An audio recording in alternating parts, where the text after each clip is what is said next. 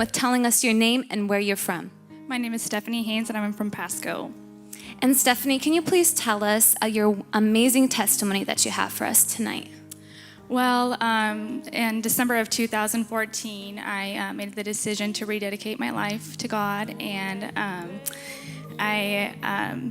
like most born-again Christians, I wanted to make church a priority and be consistent, and I did well at first, and then I just felt like there was times where it was a big struggle for me to get to church, and so basically it just felt like every time I would try to come to church, something would come over me. I felt like anything and everything that could have happened, and so by the time I actually got to church, I was like a mental breakdown, and one of the days that I came, my mentor, she told me, "Wow, you look like you're anxious often, and you're restless." And I kind of thought to myself, like, well, yeah, if you only knew what I went through just to get here, you would understand.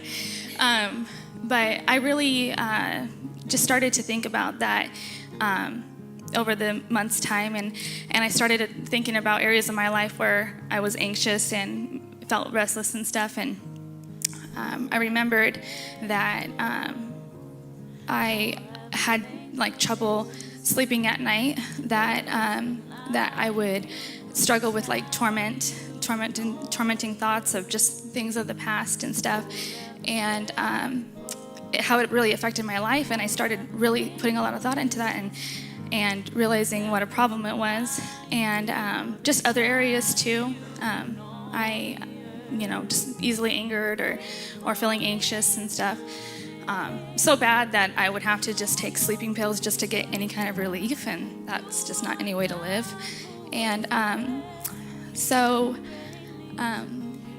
after your mentor was telling you that, there was this restlessness, and you started to examine your life and notice that there was anxiety and fear, and that you even noticed that at night you were in torment, you had to take sleeping pills because you couldn't sleep. Is that correct? Yes. And then basically from there, it got worse. Months down the road, one day out of nowhere, I started having these intrusive thoughts that I couldn't control. Like, they were just out of nowhere.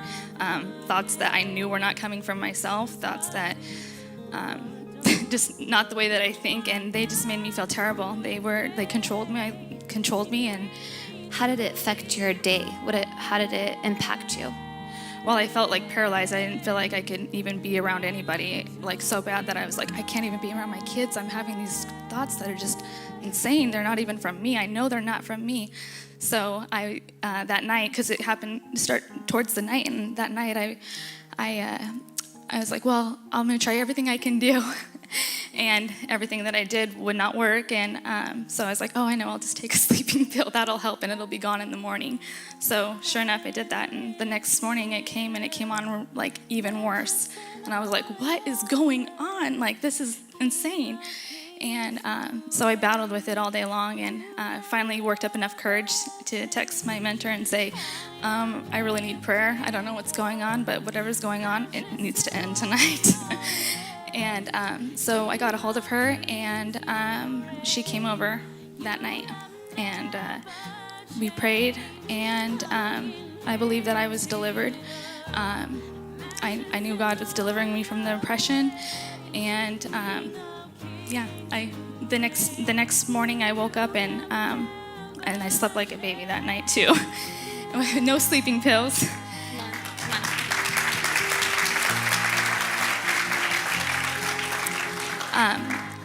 And I felt recharged. I felt like a new person. I even read 2 books in 2 days, which anyone who knows me knows that I am not a reader. So that was proof that I was delivered. And that night I remembered too, when we were talking, she had said that don't be surprised or worried. Those thoughts might come back, but they're no longer in you. They're no longer a part of you. And you'll have to fight them off if they come.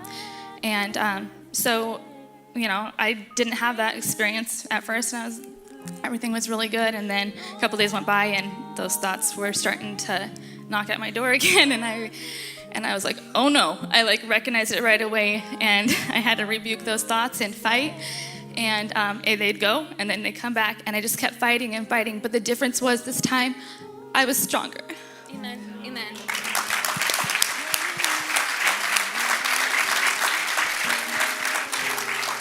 And this prayer, when you believe that you received deliverance, this has been a few months. Can you tell us the changes that you saw, other than the fact that you read 2 books immediately? You no longer take sleeping pills. Is that correct? You can sleep peacefully? Yeah.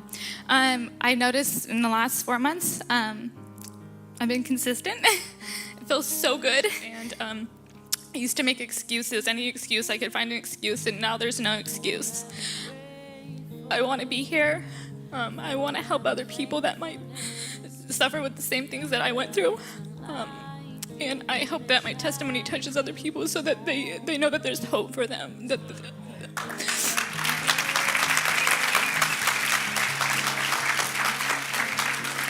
And before we finish off, can you just tell us one last thing, is that was there anything else that you noticed about the way you saw or perceived things?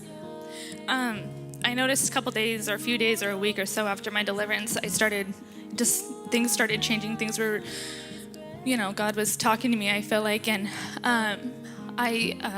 my thoughts on even just drinking and stuff changed.